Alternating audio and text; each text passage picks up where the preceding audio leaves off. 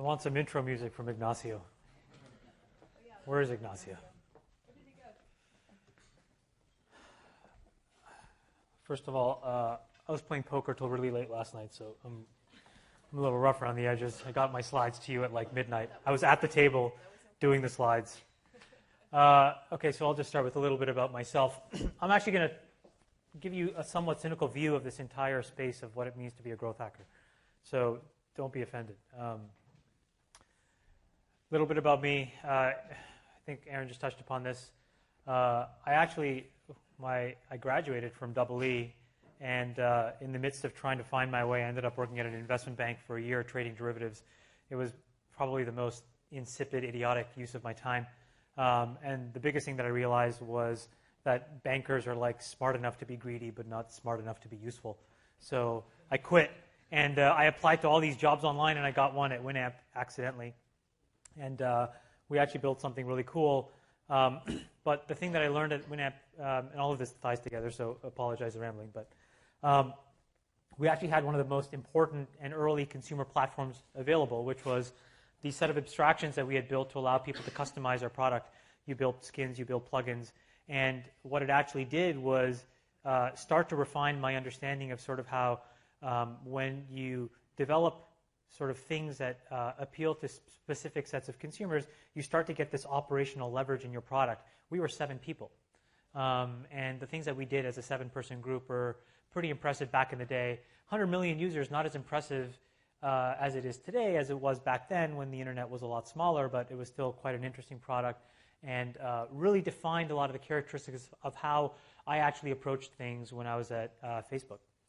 Winamp was acquired by AOL, and at AOL, I bumbled along into a bunch of different jobs and ultimately was able to run AIM and ICQ, which was the instant messaging product. And the takeaway from that were 2 things. One, and I'll get to this a little bit later, most people at most companies are really shit. And that was manifested in large degree at AOL. So I learned all the things not to do, one, and that was probably 90% of my learnings, to be quite honest with you. And then 10% was reinforcing some things that I learned at Winamp, which is really about core product value and what it means to sort of create a real connection with someone. I think now we all kind of euphemistically call it the aha moment with the consumer. But also the power of how these communication networks, when they develop, create real entrenched usage and scale, and how these things can just dramatically accelerate adoption and engagement. And then lastly, I spent a bunch of time at Facebook. So the Facebook story is actually really interesting, and I'll tell it sort of interleave it as I go through the rest of the slides. I spend most of my time investing and playing poker, to be quite honest with you. Some of the big ones that I was a fairly large stakeholder in, Playdom, Yammer, which we sold for about $2 billion in combined value. I'm a fairly large investor in Box and Palantir and a bunch of very small companies now, some of which where I act as a co-founder, some of which that I don't. And a lot of people like to tout every return that they have on their blog. I don't blog or use the Twitter, but the track record here is pretty good. I'm a dad. I have 2 kids, another one on the way in January. I play a lot of poker, and I own the Warriors in the NBA. That's what that means, baller, for all you people who don't use the Urban Dictionary, just this with it. It's okay? All right, so let's talk about growth. Everyone asks me, because this is like the topic du jour, it's what everyone wants to know. It's like, what was the secret? It's like almost as if like, we're the NSA and we've like developed something and like nobody knows, or like, some secret backroom negotiation between us and governments. And it's like none of that shit. We did 3 really obvious brain-dead things, and the reality was we lacked enough self-awareness and ego to frankly just continue to do these very simple things over and over and over again, repetitively, monotonously, to a point where every time we used to see things move in one direction or another, we would either keep doing them or stop doing them and not second-guess ourselves. And so I kind of tell people, look, we actually just looked at a lot of data, we measured a lot of stuff, we tested a lot of stuff, and we tried a lot of stuff. Now, that masks over a lot of more nuanced understanding, but at an extremely high level, that's really what we did. And what's shocking to me is when I see like a lot of products out there, it's unbelievable to me that people are trying to shroud products in this veneer of complexity that makes themselves seem like so good and so smart, and I'm this fucking hipster and I'm riding the Muni in San Francisco, and look at my oolong green tea that I bought organically, and look at these ripped tight skinny jeans that I bought. And it's like, you got to get over yourself. Like, measure some shit, try some shit, test some more shit, throw the stuff that doesn't work. It's not that complicated. And I see app after app after app, and I get inundated. And when I download it and I try it, I'm like, did you even spend 8 seconds using your own product? It's unbelievable the lack of dog fooding that happens. And so most people, when they think about growth, they think it's this convoluted thing where you're trying to generate these, extra normal behaviors in people. And that's not what it's about. What it's about is a very simple, elegant understanding of product value and consumer behavior. And when you shroud yourself in all the bullshit veneer, and this is the single biggest problem in the Valley today, you will miss the mark. And the problem is we're in this massive long tail where you've had these seminal, huge successes occur, and now you have all these people who have two choices, and they're extremely difficult choices. Choice number one is you do what you think is right, independent of what the external feedback loop tells you. And choice number two is you do what you read about and what you get credit for and what people tell you is interesting. And that second class of things destroys products.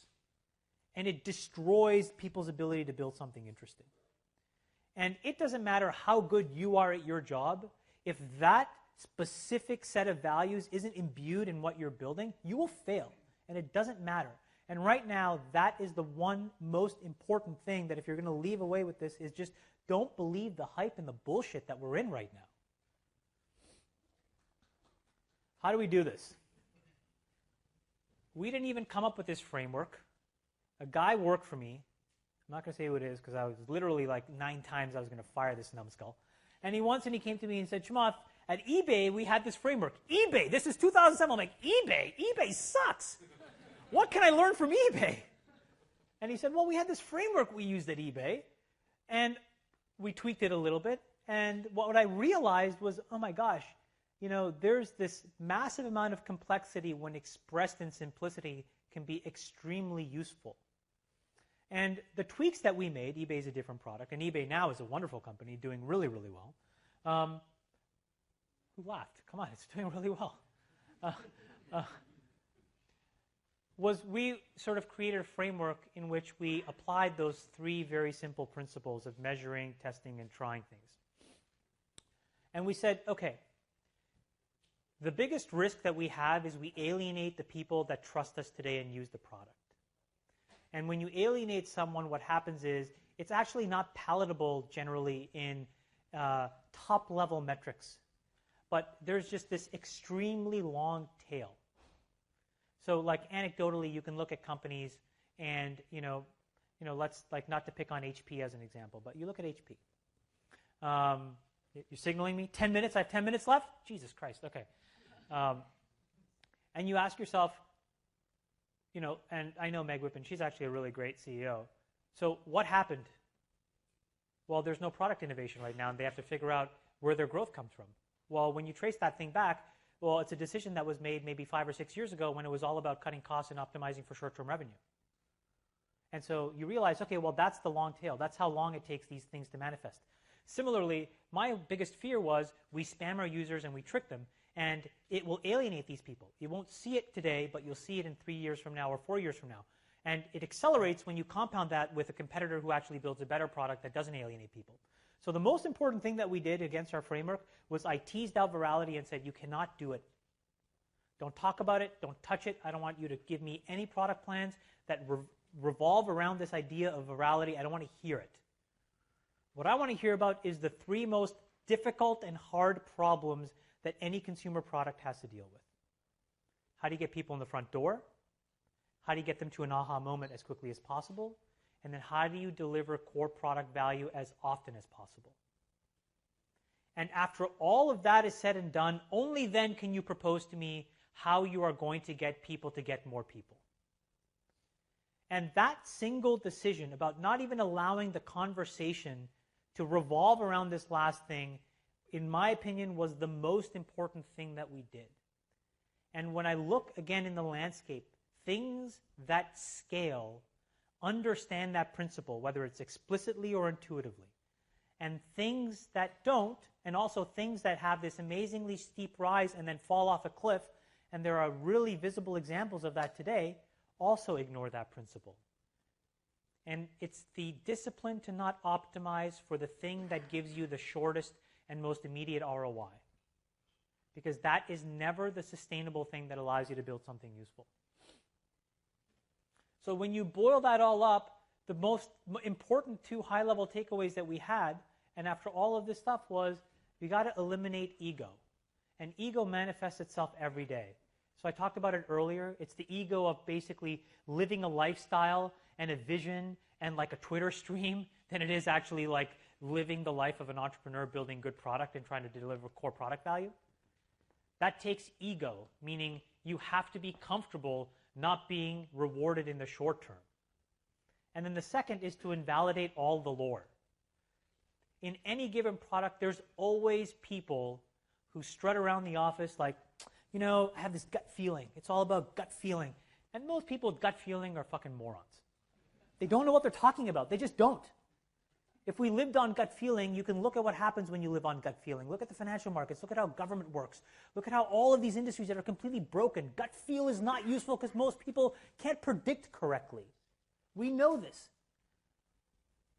So one of the most important things that we did was just invalidate all of the lore. As much as we didn't do stuff, all we did was disprove all of the random anecdotal nonsense that filtered around the company. Well, I think it's this, that people are using it because of that, and I want to do this. And it's like, where did you pull that out of? And you know where they pulled it out of. And they just, again, wanted to do it to go back and, reinforce a sense of ego. And a lot of people don't have a culture within a company that allows these two things to happen. And if you can't be extremely clinical and extremely unemotionally detached from the thing that you're building, you will make these massive mistakes and things won't grow because you don't understand what's happened. It takes a really special type of person to not believe the bullshit, and an even more special person to not conflate luck and skill. You have to be, if you're in this type of job, in my opinion, relatively cynical, and you can be confident. Fuck, you can be arrogant. It doesn't really matter. But you can't believe your own BS. Because when you do, you start to compound these massively structural mistakes that, again, don't expose core product value and then don't allow real engagement and real product value to emerge. You don't listen to consumers because you think it's all about your gut. You don't bother doing any of the traditional, straightforward, obvious things that would allow you to answer very straightforward, obvious questions. And you lose yourself. Most people, unfortunately, just don't know what they're talking about.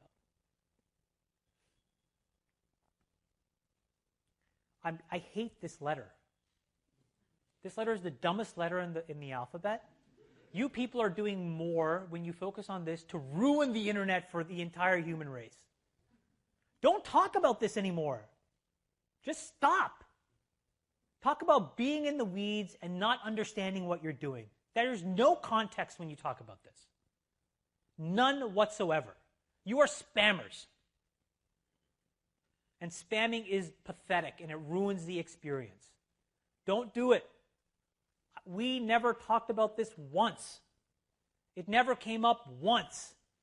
I didn't have some little guy, tickling the ivories on his little Excel spreadsheet, telling me what K values were and all.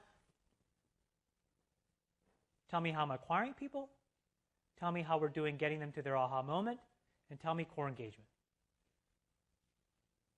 Don't give me these low-level abstractions that allow you to validate, get short-term results in ROI that don't mean anything. Don't focus on things that destroy long-term value. Don't give me stuff that allows you to trick yourself into thinking you know what you're talking about. I'd rather you say you don't know, and I'd rather us figure stuff out together. What I don't want to have happen is a culture where you take these short-term things, you start working on it in the absence of context, and you have these meteoric rises, and what you have is massive churn and fall off, and everyone's looking around with their hands in their pockets thinking, well, what just happened? I thought I was doing a really great job. Well, you're not doing a really great job. You optimize a variable. Now, there may be somebody on your team that should be doing that, but it should be doing that in the context of something much more important. So you destroy a lot of value when you abstract away that high-level goal to something so ridiculously stupid.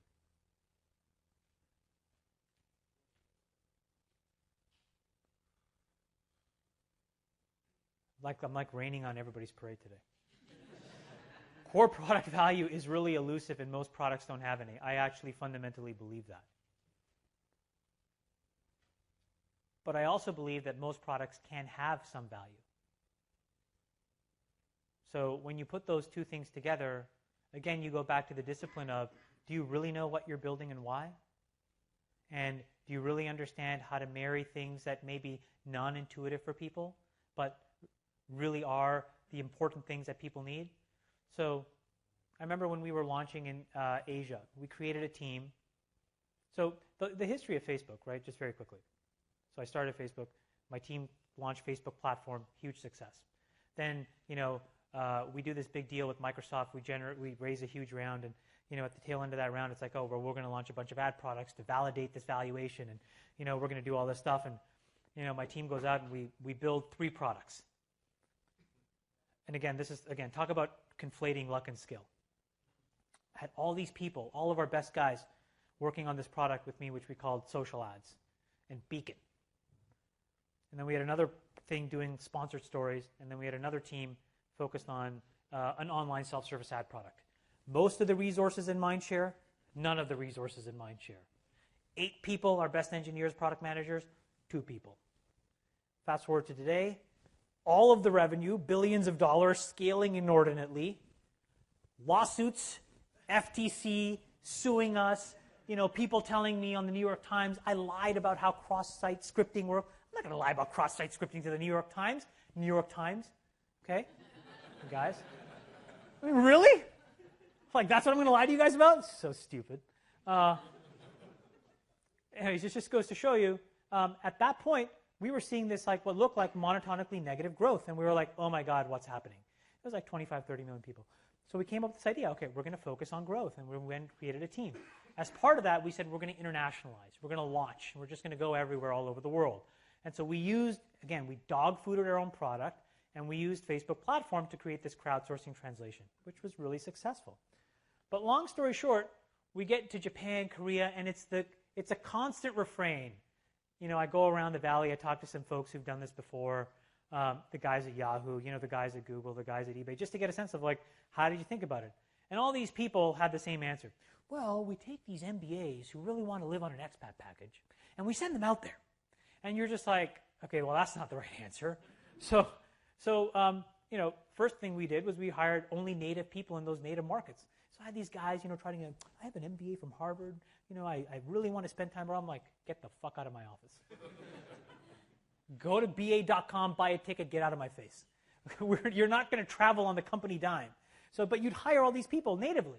So we had this amazing guy that we hired in Japan who raised his hand and he said, it's really important to actually have specific elements of the profile be different. Because in Japan, the cultural dynamic is different. And so we said, well, what does that mean to you? And he said, well, maybe it means, putting your blood type on the profile. And you're like, that makes no sense. But it makes no sense to us. But it makes sense to him. And so, we developed this flexibility where we're like, okay, well, maybe the connections we're trying to make in that market are a little too elusive. So this product that worked here just didn't have any context here. And so you would say, well, Facebook has clear product value. But in Japan at the time, it didn't. And so having the courage to sort of reset and redefine what it means in any given market again, takes a lot of courage. And we did it. And now it's massively scaling. And then all of a sudden the light bulb goes off and you're like, oh my gosh. It's like we don't know what we don't know. In every single market, people react differently. They behave differently. They speak different languages. Guess what? Spanish is not Spanish. Maybe you didn't know that. 5 minutes. I got it. I'm on it. So the point is, even when you think something works, it probably doesn't work for everyone.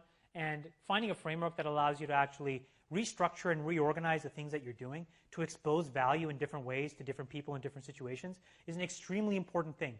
Again, goes back to how do you live in a world where you're willing to redefine and reset the things that you do independent of what the short-term feedback loop is telling you. It's a very difficult proposition. We knew we were going to beat MySpace when we had like 45 million users. They had like 115 million. We just knew. We used to just like, that was not what we celebrated. We celebrated it at 45 million. It was kind of like a high five. We're like, all right, let's get back to work. And the reason was because we had started to do enough things right where we could just see now. We understood what we were doing.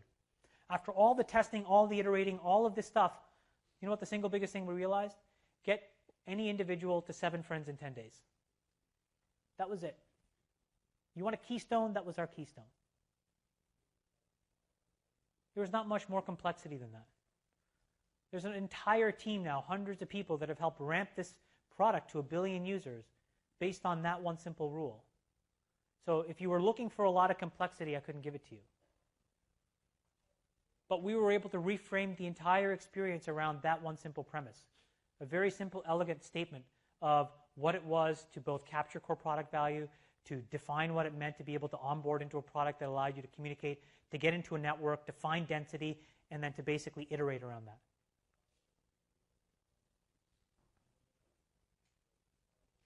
And then what we did at that company was we talked about nothing else. Every Q&A, every all hands, nothing was spoken about other than this. Monetization didn't really come up. Platform came up, but again in a secondary or tertiary context.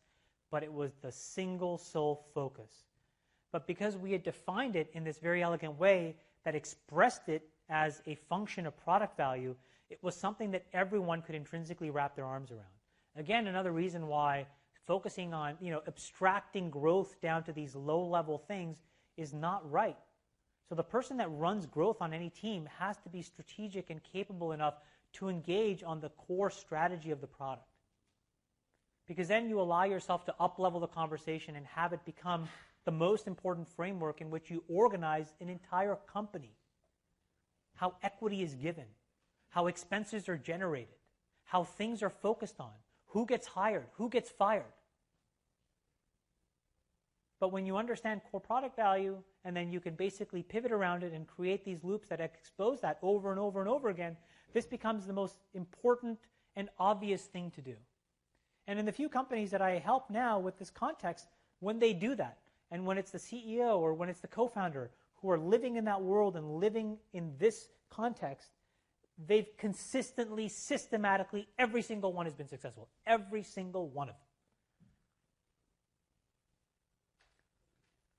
I've also met a lot of people who ask all these questions and, they're like, hey, I'd love to really, and I meet them and they're kind of D-bags. And they're like, way too quantish and like way too like kind of like passive aggressive and a little aggro. And it reminds me of something that's actually, again, a lot more important than the short-term ability for people to focus on short-term results, which is in this battle between culture and capability, culture wins every time. And what you value is really what you achieve. And so when you see these companies again today that had these massive apexes of like rocket ship growth, and now, some are public, and now we're going through just unbelievable, retching, gut-wrenching change, negative, spiraling churn downwards.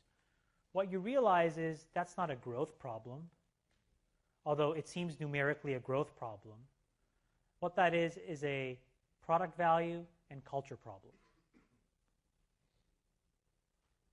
And when you're focused on, again, KKK, well, not KKK, but you get a point. Another reason why K sucks, right? I mean, use it 3 times, you're a racist. Like, Jesus. But the point is, that's the type of stuff that always comes back and it gets you. So it's a short-term optimization. It never works. You have to work backwards from what is the thing that people are here to do? What is the aha moment that they want? Why can I not give that to them as fast as possible?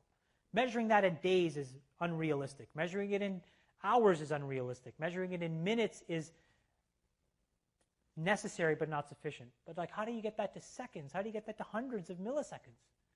That's how you win. And if you can't even understand what the thing does, optimizing all of this stuff over time, I think it just creates these really bad, crappy companies that all they do is just spam and destroy the internet for everybody else. So to this end, this is really what I wanted to leave you with, which is you probably expected a bunch of formulas and stuff. Tough. You have to really understand this. And go back to that first slide. Detached, egoless, focused on what's important, not living the hype, not trying to follow some lifestyle, but doing what you think is important, focusing on core value, ruthlessly prioritizing, and getting people who believe in these things. These are the values that we originally wrote in terms of how we recruit. Again, may seem like a crazy thing, but for all the CEOs here, all of you people should be writing this down. This is how you should recruit. It worked for us. I give this to every single company I invest in. It works for most of them. And these are things that, in my mind, are so obvious, blindingly, glaringly obvious. And people make mistakes around these things all the time. A very high IQ, self-explanatory. A strong sense of purpose are people that will not buckle under short-term pressure. A relentless focus on success, just so competitive that you will do whatever it takes to win. Aggressive and competitive people who always respect the person but constantly challenge the idea. A high-quality bar that borders on perfectionism. Just nothing is ever good. You win, something improves by 10 basis points, now it needs to improve by 20 basis points, now it needs to improve by 1%. That kind of living in that world is just a really great dynamic. People who are comfortable taking something that works and saying it doesn't work here and let's just reset and start again. And it just takes a lot of courage. When that guy came to me in Japan and said, hey, I think we need to introduce a blood type, or our team in Korea came with a bunch of different ideas, or our team in India came up with this really clever way of engaging with Facebook over a phone. You have to be willing to take yourself out of your own biases and find people who are willing to come up with things that, again, are unconventional. Another reason why you can't live in the bubble that is the valley. There are too many problems and too many products that are focused on solving the needs of the 1% of the 1% that live here. And the reality is there are 7 billion people in the world. Most have never even used a PC. Most are coming straight into a world of phones. They're living in an entirely different context. They have completely different socioeconomic paradigms. And you have to be able to be sensitive enough to empathize with where they're coming from. High integrity, I think, speaks for itself. It's really easy to kind of, focus on short-term results. And I just don't think there's enough of the long-term thinking. Being able to take some arrows along the way in the short term because you're trying to build something for the long term. And having a culture and set of values where that's rewarded. Perfect example of this is LinkedIn. Reid Hoffman's an extremely good friend of mine. That is an unbelievable company. Built over 10 years, 11 years of just working. Friendster comes out of nowhere. Reid didn't panic. MySpace comes out of nowhere. Reid didn't panic. Facebook came out of nowhere. He didn't panic. Just built a great product. He just kept working and working. Did not take the short, easy way out. And you have to respect that because when those guys win, they win. And they win in scale, and they win for a long time. Surround yourself with good people seems obvious, but I see a lot of people who are just not comfortable recruiting people that are better than them. The best thing that I did was recruit 4 people to my team. My original growth team was James Wang, who was an engineering lead on Facebook platform, Naomi Gleit, who's the most tenured employee at Facebook and one of our best product managers, Alex Schultz, who is this unbelievable sort of crazy growth guy, and Javier Olivan, who ran international for me, and Blake Ross, who's a product manager who also founded Firefox. All of these guys are dramatically better than I was. All I did was enable a framework and create discipline. and they all thrived. And the great thing when I left was they didn't miss a beat. And that's really, really a good sign. And then the last thing is, cares about building real value over perception. I like oolong green tea as much as the next guy. It doesn't make anything happen. I like skinny jeans too. More on girls and guys, but whatever. It doesn't mean anything. And right now we're living in a world where you can get distracted by things that don't matter and the superficiality of how you think things should be done versus the things that need to get done. And that takes a lot of courage. So I think my time is up. Thank you. And I'm happy to take questions.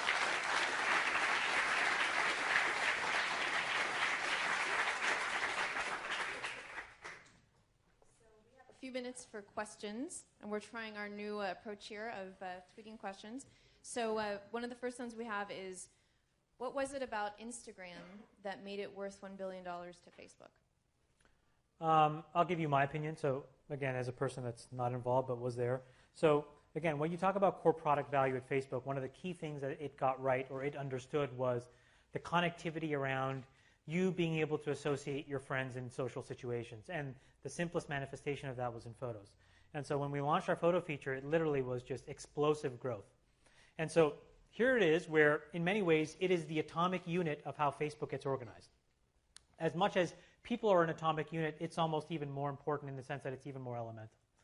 And so all that is great, and Facebook is generating billions and billions of photos a day, and all of a sudden, along comes this company who does the equivalent thing in a slightly different paradigm, a looser privacy model, but all on mobile, and in a context where people enjoy consuming the content as much as they enjoy consuming the photos on Facebook.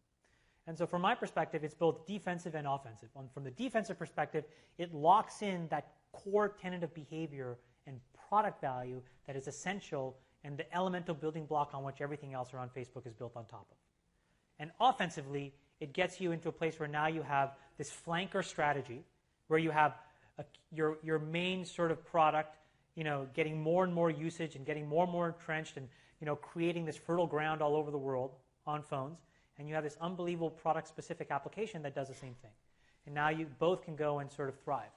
But it was a combination, in my opinion, of the offensive capability of what it gave Facebook as a tool in its arsenal and defensively protecting this core element that if all of a sudden that behavior is seeded someplace else and photo activity started to be generated and stayed in another environment, I think it's very problematic for Facebook. Or would have been, but I don't think it is anymore. All right, anyone else want to tweet a question? Everyone's busy quoting you, Chamath, so lots of good quotes today. I don't use the Twitter, but I'll make sure I get on it. We have time for one more. Someone wants to, we're waiting for an update here.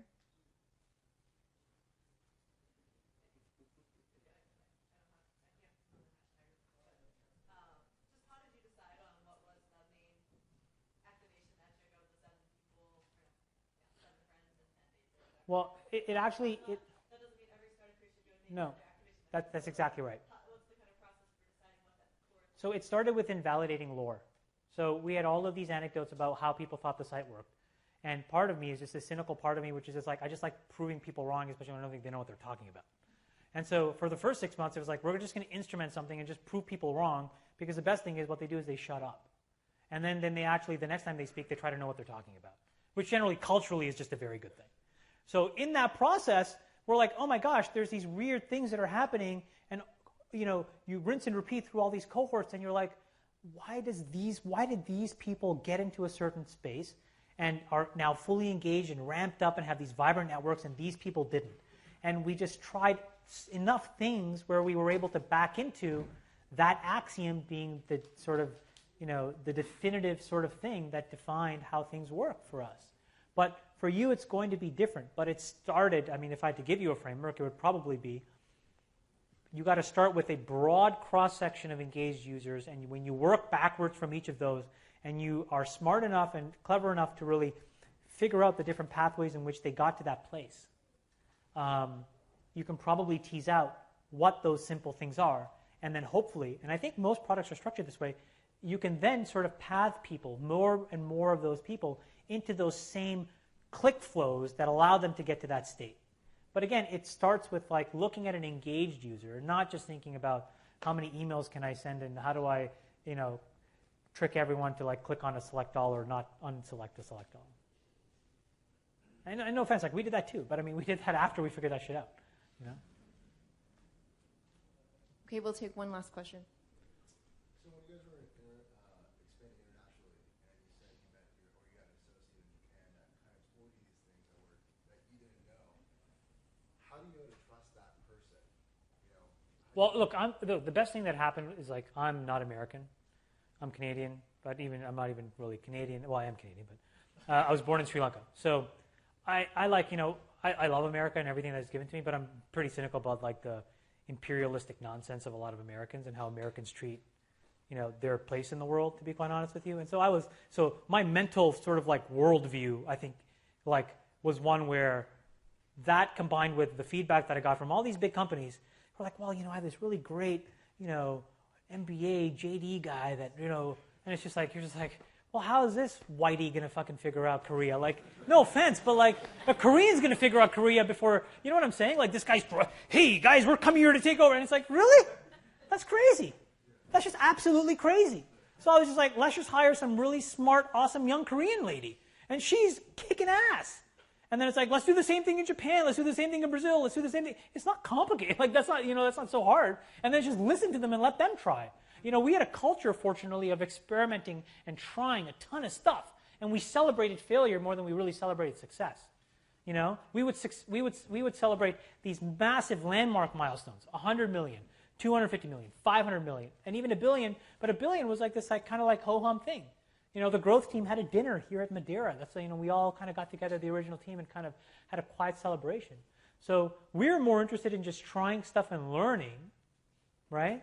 And then it was just a matter of having different people willing to try different stuff in their own markets, and then us being able to give them a framework where we said, look, 99% of the thing can't change, but you have this 1% flexibility, and if you need more, justify it.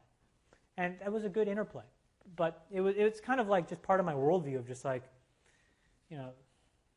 America's great, but it's just like there's like a lot of other great people and a lot of great countries too. I agree with you, but it's still like hard to read. Like, you have to be able to have the resources to test things like that. Well, I mean, I think but those frameworks. So the great thing is we had to build all of our stuff ourselves, right? You don't have to do that anymore. For you guys, like even something as simple as like, our ability to like A/B test was just a convoluted mess. For you, it's like so straightforward. And you can't even do it yourself. Just go use Optimizely. Or like now it's like there's like 19,000 gajillion like Hadoop companies and Hive companies out there. There's none when we were doing this stuff. So we had to just like we were rolling our own stuff constantly. So like we just had like a lot of delays that you don't have to suffer from. So that abstraction allows you to free up resources that you can allocate in different places. But it just again it comes back to the discipline of like, is the senior manager of the company fixated on a goal and then giving flexibility to someone who has the political capital and the patience and the resolve to get there, and then the ability to question and understand really what's happening in a product. And the other thing is, this is like a lot of this credit goes to Zuck because he managed the board and all of the people around so that it's like, we're doing this. Do you know what I'm saying? And sometimes it's like, and we had a very functional, useful board. And a lot of times boards can maybe distract CEOs as well. It's like, well, focus on this and focus on that. And then they come down and they shout from the mountaintops, say, hey, we're going to do this. And then when it gets filtered down to an individual person, what they hear is K, K, K, K, K, K. And I think that's where you kind of like lose your stride. All right. Thank you guys. Thank you, Chamath. Please give him a round of applause.